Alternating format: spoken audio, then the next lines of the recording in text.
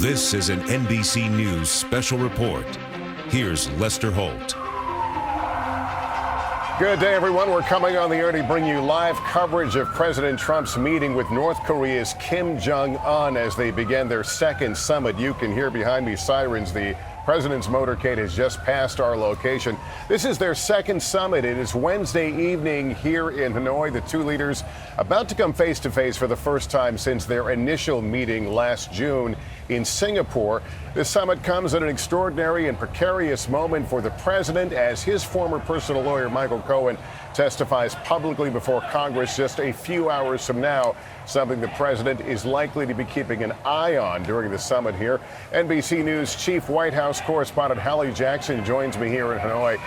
We're expecting these two to come together at the Metropole Hotel, which is about 10 minutes from where we are. Walk us through what's going to happen, Hallie. The two of them are going to greet each other, just like we saw last summer at the Singapore summit, Lester. They'll have we believe they'll shake hands. They'll go and have a private meeting, just the two of them, one-on-one, of course, with interpreters in the room. That is scheduled to last for about 20 minutes. That is significant in that who knows, right, what these two leaders will say to each other, what they will commit to each other, if anything, in that room. And then after that, there will be a small dinner as we take a look now. This is the presidential limousine and motorcade now arriving, and they have quickly shrouded it. They had been erecting this tented makeshift garage, if you will, to bring him in the entrance of the hotel. Security's been so intense here, and you know that the North Korean delegation in particular has, as well as the U.S. delegation, has a major priority for security for Kim Jong-Un as you see the rest of the motorcade lining up. After this one-on-one meeting, Lester, they're going to be having a small dinner, very small. It's just going to be on the U.S. side, President Trump,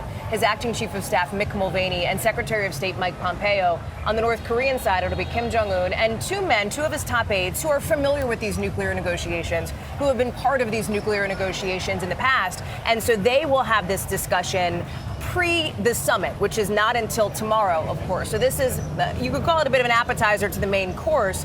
These are the top principals who will be hashing out potentially some of the framework for the summit discussions down the road. But when you look at the dynamic in the room, it is going to be intimate. The president has repeatedly talked about his relationship with Kim Jong-Un. This friendship, he says, that they have developed between letters that have passed between the two men over the last several months and even prior to that. And so potentially this is a moment and an opportunity for the president to sort of work that relationship. And by the way, for Kim to do the same, with some real concerns among experts in the field that Kim could flatter his way to some concessions by the U.S. Well, and what you walked through in terms of the schedule was the schedule. Now, this is President Trump, and we know sometimes he will do surprises. Sure.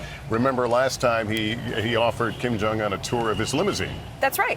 And that took place. So we don't expect an announcement tonight after this meeting. But we simply don't know. There's a small group of reporters, of course, traveling with the president. That's how we're getting the video that we're getting. And even though there is no expectation necessarily that the president will, for example, deliver remarks, Lester, you've seen this before. We've seen this before. He may certainly turn to the cameras and make an address, and Kim may do the same. We've seen the president in the past prompt Kim to speak, and he has through his interpreter, and so that is something we'll be watching for over the next 40 minutes or so. We should note that it was essentially a secret here until maybe 24 hours ago as the exact location of where this meeting took place. Now, those of us who were staying in that area, it was quite obvious what was happening there as you saw teams of Secret Service and North Korean security agents and communications teams and equipment. It was pretty obvious it was going to be happening at this hotel. My colleagues and I happen to be staying at a different hotel where, by the way, Kim Jong-Un and the North Korean delegation are staying as well. The security is intense, not just at the hotels, of course, but throughout the city, as Hanoi was picked, as you know, for a very specific reason. The president has talked repeatedly about using Vietnam as an example for what North Korea could be or could become. As you hear, by the way, some of the noise of the motorcade being broken apart behind us and the crowd just starting to disperse. Yeah, they had put fences here. Now this, I don't know if this is the Kim Jong-un motorcade, if we're seeing that, or but they've been closing streets here very rapidly around this area. This is a city that okay. All right, let's go to Bill Neely right now on the ground outside the hotel. Bill? Yes, so there's a motorcade arriving just behind me now, and as you can see, just great excitement from the Vietnamese people. And as you said, the security here is very, very tight indeed. Indeed, there are snipers on rooftops around here to provide security for both leaders. Lester, what's interesting is not just what will happen in the next 2 hours, and they are due to have that historic handshake in about 10 minutes' time, but what happened just before, because as President Trump was getting ready for this handshake, he was tweeting. He said, Kim and I will try very hard to work something out on denuclearization. And he also talked about having the cooperation of China, Russia, Japan and South Korea. I think we've just seen Kim Jong-Un's motorcade go past. Apologies, I couldn't actually see. Normally there are 12 bodyguards running alongside that black Mercedes-Benz limousine, always running, never smiling, to provide security for Kim Jong-un. But certainly we believe President Trump is inside that hotel now. And as we know, they will have a 20-minute conversation, followed by the White House calling it a social dinner. And then President Trump will go back to his hotel around 9 o'clock Eastern time, where surely he will switch on the television and listen to Michael Cohen. It is certainly a possibility, and it will certainly be a distraction before tomorrow's summit. Lester? Yeah, there is that. Yes, the president will certainly be paying attention to that. But the business at hand, we're told we're less than a minute away now that we will see the two leaders come out here in front of this shot you're looking at right now and greet each other. That'll be the first time we have seen them together and the first time they have been together on this tour. They were taking individual meetings today. President Trump was meeting with the Vietnam leadership here. He was signing there were some trade deals that were signed with U.S. companies, so there was other business at hand. This is the president's second trip to Vietnam. He was here for an economic conference in 2017. End of 2017, yeah. And he spent a little bit of time in Hanoi, but not a ton. And when you look at what the president will do here, as Bill alluded to, he is still facing a lot of domestic drama back home, with Michael Cohen's testimony on Capitol Hill expected later on this morning.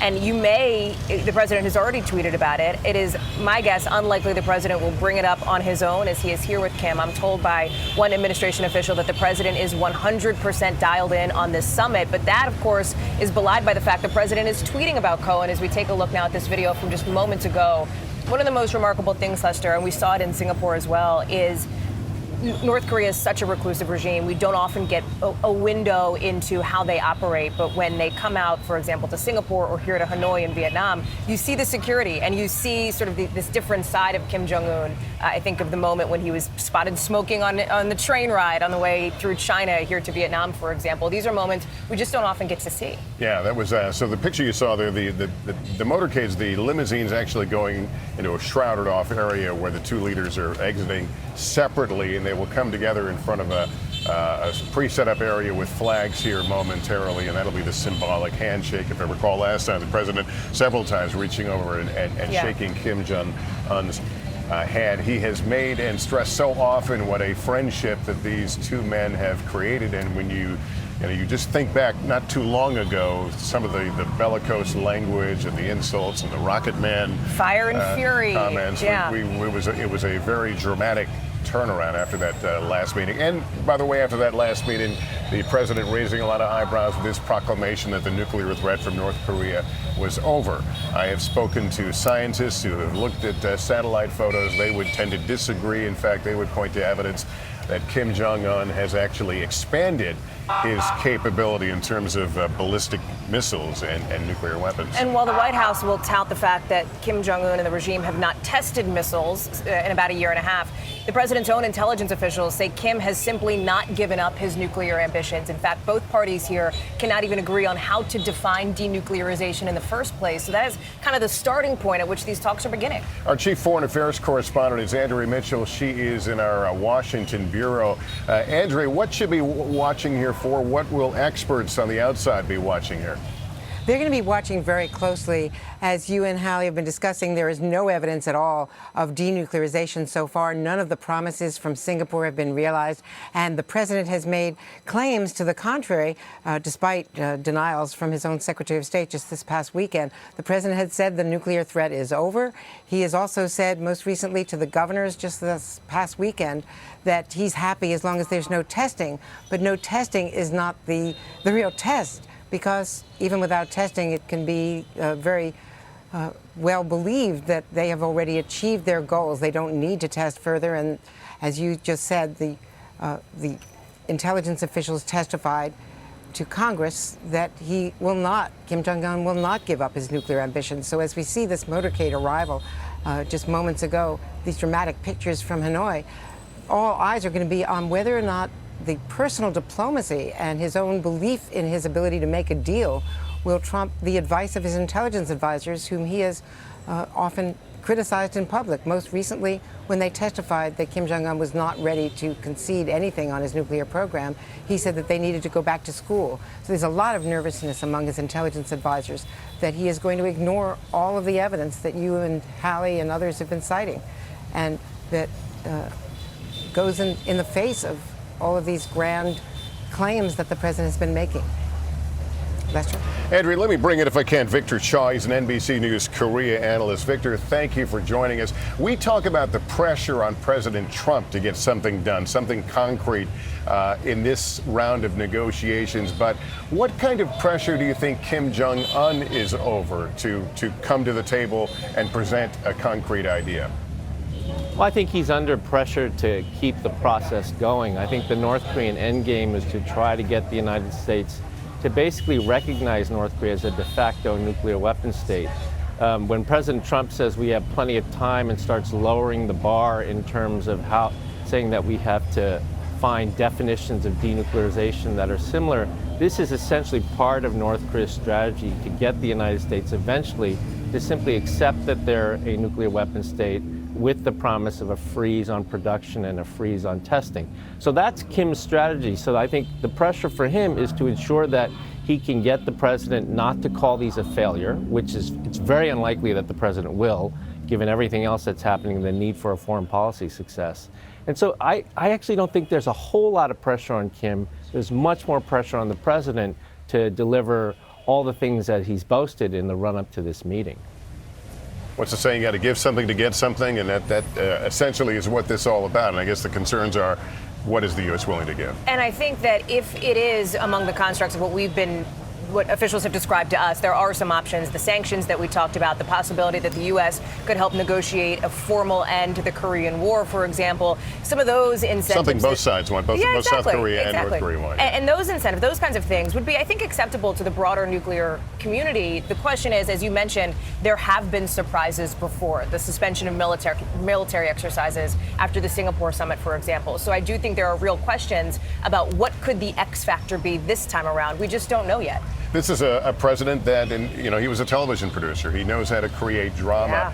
Given the knowledge of what's happening back home with Michael Cohen, will there be a temptation to compete for the headline, essentially, here? Do something that will create an even bigger story? There is a sense inside the White House that this should be the biggest story in the country right now, given that the president is trying to make history in Hanoi with Kim Jong-un. But you cannot deny what is happening back on Capitol Hill. And Lester, the president is not either. He tweeted earlier this morning that Michael Cohen was one of many lawyers who represented me. He talked about how Cohen was just disbarred, for example, for lying. He did bad things unrelated to Trump, too. You can see the tweet here. He's lying in order to reduce his prison time.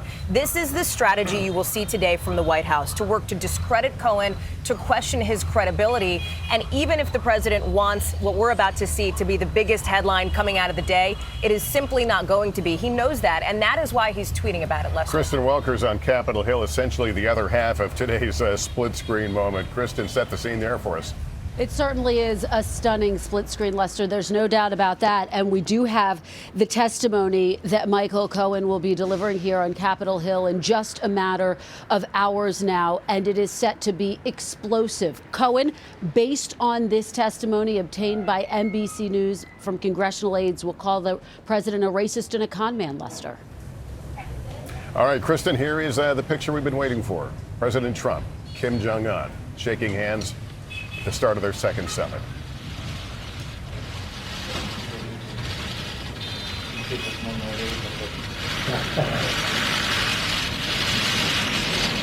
Mr. President, what do you hope to achieve when you're talking to the chairman? I think they'll be very successful. Great relationship. I think they're going to be very successful. We look forward to it. We both do.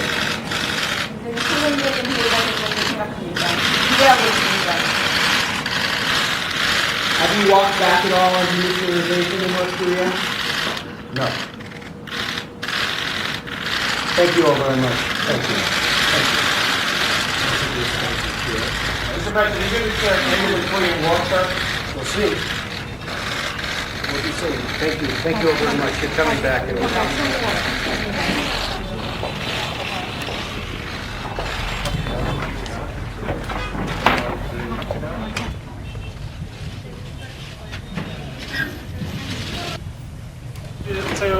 Hard to read the body language, but things seemed a bit more somber at first, a bit more stone-faced. Members, I guess, the press pool asking questions. Could you hear? It's tough to hear, and I know we're going to get a readout from the folks who are in the room shortly, but it sounded like the president talked about the great relationship. That's a phrase you could catch as they continue to speak now. Again, the audio a little bit difficult, although we should get better audio once we turn this around. There was that moment where both men broke into smiles. Let's see if we can hear the president here. And there goes the shot. Yeah, and that's what's going to happen. This is run by a pool, and they will decide what we're going to be able to see publicly and what not. But so they go into that one-on-one meeting. Now they're going to the one-on-one meeting. We may see them one-on-one, the two of them, in another what you call spray, for example, before that small group dinner. What's interesting about what we just saw there are the moments when the two men broke into smiles, for example. There is always a question in these instances of choreography. Where do you go? Where do you stand? How long do you shake the hands, for example? But I am struck as we watch this again back, Lester, about what the president said repeatedly, including in September on the campaign trail about Kim. Remember when he said, "We fell in love"? He said it in a kind of tongue-in-cheek way, but talked about how he and this dictator essentially have been trading letters back and forth, working toward denuclearization. The president has touted his sort of budding friendship with Kim, if you will, but it has to be noted, this is a person who is accused of serious human rights abuses in his own country, starving his people, for example, committing atrocities. That is not a focus of this summit. And when he asked White House officials about it, they said, listen, the focus is on denuclearization. Left unsaid is that doesn't mean the human rights abuses here. Yeah, and you see Kim Jong-un, again, seems a bit more serious, not as that broad grins that we saw in that first get-together. If we can go back to Andrea Mitchell, who's watching in our Washington newsroom. Andrea, what were you thinking as you were watching this compared to what we saw in Singapore? Well, I think it's the same attempt to show friendship and to show a personal relationship. President Trump referred to Kim as his friend, which really shocked a lot of foreign policy advisors and critics alike back in Washington and around the world. Allies are all watching this as well. I think the body language was pretty friendly, and I think I heard the president say, I think it will be very successful in answer to a shouted question.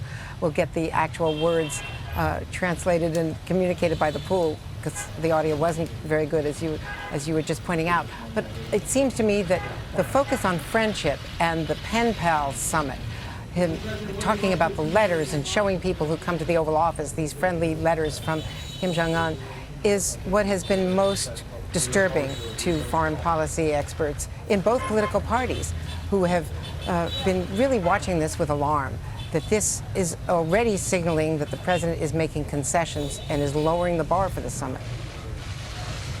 Let me bring in Victor Cha again. Victor, the age difference, the power dynamic here between these two men. I'm sorry, this is a live picture we're looking at now. We should know this is the beginning of their one-on-one. Let's listen and see if we can hear anything.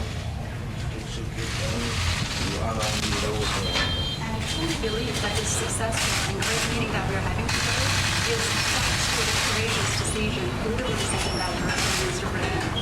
261일 동안 그 사이 보면 차강의 불신과 오해에 있는 소리들도 있고 그 적대적인 낡은 관행이 우리가 가는 길을 막으려고 했지만 우리는 그것들을 다 되돌고 극복하고 해서 다시 마주 걸어서 261일 만에 여기 하노이까지 걸어왔습니다. So during that 261 days since we last met, there have been some misunderstandings. There have been, these eyes from the world who are misunderstanding our situation. And there was some hostility that still remained from the very, very past period, that from the outside. But however, we have been able to overcome all those obstacles. And here we are today, after 261 days. 그 인간이 생각해 보면 좀 어느 때보다도 많은 그 고민과 노력 그리고 그 인내가 필요했던 그런 기간이었던 것 같습니다. And I truly believe that those 261 days were the days during which a lot of painstaking efforts were necessary and also a lot of patience were needed. 그래서 우리는 오늘 여기서 이렇게 만났습니다. 이번에 보다 더 모든 사람들이 반기는 그런 훌륭한 결과가 만들어질 거라고 확신하고 또 그렇게 되기 위해서 최선을 다하겠습니다. But here we are today, sitting next to each other, and that gives us a hope that we will be successful this time, and I will really try to make that happen. Thank you very much. That's really nice. And, well, I wanted to say it's an honor to be with Chairman Kim. It's an honor to be together in really a country, Vietnam, where they've really rolled out the red carpet, and they're very honored to have us. And it's great to be with you. We had a very successful first summit. I felt it was very successful. And some people would like to see it go quicker. I'm satisfied. You're satisfied. We want to be happy with what we're doing. But I thought the first summit was a great success. And I think this one hopefully will be equal or greater than the first. And we made a lot of progress. And I think the biggest progress was our relationship is really a good one. 대단히 감사합니다. 김정은 위원장님 다시 만나게 되어서 영광입니다. 그리고 또 오늘 같이 하게 되어서 또 매우 기쁩니다. 우리가 베트남에서 만났습니다. 베트남이 아주 우리를 굉장히 환영을 하고 레드카펫을 깐 것처럼 그렇게 환영하고 있습니다. 우리는 첫 번째 그 정상회담을 굉장히 성공적으로 마쳤습니다. 어떤 사람들은 우리의 어떤 진전이 더 빨리 갔으면 하고 그렇게 원하는 사람도 있지만 내가 보기에는 우리가 상당히 잘하고 있고 또 첫 번째 그 정상회담이 굉장히 성공적이었습니다. 이번 회담도 첫 번째 것과 같은 성공 또는 아니면 더 성공하기를 바라고 있습니다. 그리고 우리는 아마 이번에 더 많은 진전을 이룰 것 같습니다. And as I've said many times, and I say it to the press, I say it to anybody that wants to listen, I think that your country has tremendous economic potential, unbelievable, unlimited. And I think that you will have a tremendous future with your country, a great leader. And I look forward to watching it happen and helping it to happen. And we will help it to happen. 우리 여러 번 제가 얘기를 했고 또 언론들한테도 제가 여러 번 했습니다만은 저는 조선이 엄청난 경제적인 잠재력을 가지고 있다라고 그렇게 생각합니다. 그리고 앞으로 큰 성공을 이룰 거로 생각합니다. 위대한 지도자 밑에서 아주 잘할 거로 생각합니다. 그리고 앞으로 그러한 성공을 저는 계속 보게 되기를 기대하고 있습니다.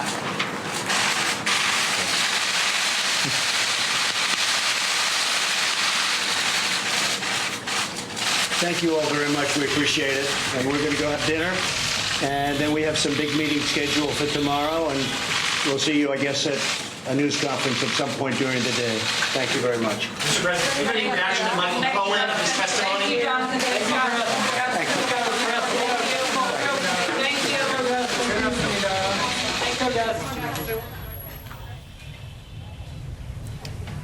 All right, some introductory comments from both leaders as they now begin their one-on-one set of meetings. The president saying an honor to be with Chairman Kim.